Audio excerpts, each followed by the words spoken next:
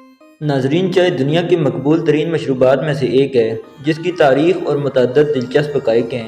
آج کی اس ویڈیو میں آپ کو چائے کے متعلق چند نہایت دلچسپ اور امیزنگ فیکٹس بتاؤں گا، لیکن ویڈیو کا باقاعدہ آغاز کرنے سے پہلے میری آپ لوگوں سے ایک گزارش ہے کہ اگر آپ میرے اس چینل پر نئے ہیں تو میرے اس چینل کو سبسکرائب کر دیں اور ساتھ میں موجود بیل آئیکن کو بھی پریس کر دیں تاکہ ہر نئی آنے والی ویڈیو کا نوٹیفیکیشن آپ کو بر وقت مل سکے۔ ناظرین، خیال کیا جاتا ہے کہ چائے کی ابتدا چین میں 4000 سال پہلے شانگ خاندان کے دوران ہوئی تھی۔ شہنشاہ شین نونگ نے چائے کی دریافت اس وقت کی جب چائے کی پتیاں ابلتے ہوئے پانی کے برتن میں اڑا دی گئیں جو وہ تیار کر رہا تھا۔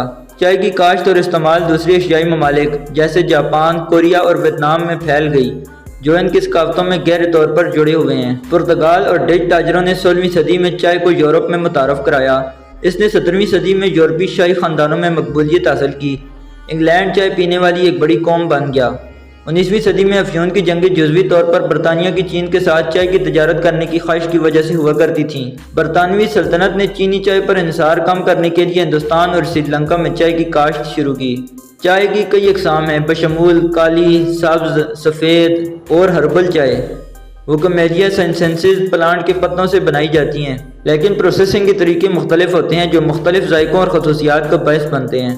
چائے میں کیفین ہوتی ہے لیکن عام طور پر کافی سے کم ہوتی ہے۔ کیفین کا مواد قسم کے لحاظ سے مختلف ہوتا ہے۔ کالی چائے میں سب سے زیادہ کیفین اور سفید چائے میں کم سے کم ہوتی ہے۔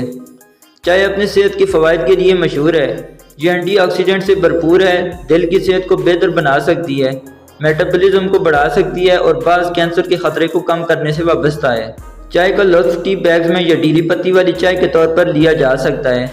بہت سے چائے کے شوقین اس کے اعلیٰ معیار اور ذائقے کے لیے ڈیلی پتی والی چائے کو ترجیح دیتے ہیں۔ مختلف ثقافتوں میں چائے کی منفرد روایات ہیں۔ مثال کے طور پر جاپانیوں میں چائے کی تقریب ہے، جبکہ انگلینڈ میں دوپہر کی چائے ایک محبوب روایت ہے۔ جڑی بوٹیوں والی چائے حقیقی چائے نہیں بلکہ جڑی بوٹیوں، پھولوں اور مثالوں سے تیار کی جاتی ہے۔ مشہور جڑی بوٹیوں والی چائے میں کیمومائل، پیپرمنٹ اور ہیبسکس شامل ہیں۔ چائے ایک عالمی مشروب بنی ہوئی ہے جس سے اربوں لوگ لطف اندوز ہوتے ہیں۔ حالیہ برسوں میں خصوصی چائے اور فنکارانہ مرکبات نے مقبولیت حاصل کی ہے جو دنیا بھر میں چائے کی ثقافت کی تنوع کی عکاسی کرتی ہے۔ آئسڈ چائے، جو اکثر میٹھی کی جاتی ہے، ریاستہائے متحدہ کے بہت سے حصوں میں خاص طور پر جنوبی ریاستوں میں ایک اہم غذا ہے۔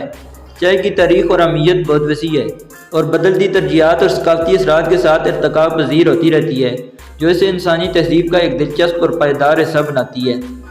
امید کرتا ہوں آپ کو ویڈیو پسند آئی ہوگی۔ اگر ویڈیو پسند آئی ہو تو ویڈیو کو لائک کر دیں اور چینل کو سبسکرائب کرنا نہ بھولیے گا۔ ملتے ہیں نیکسٹ ویڈیو میں۔ Thanks for watching.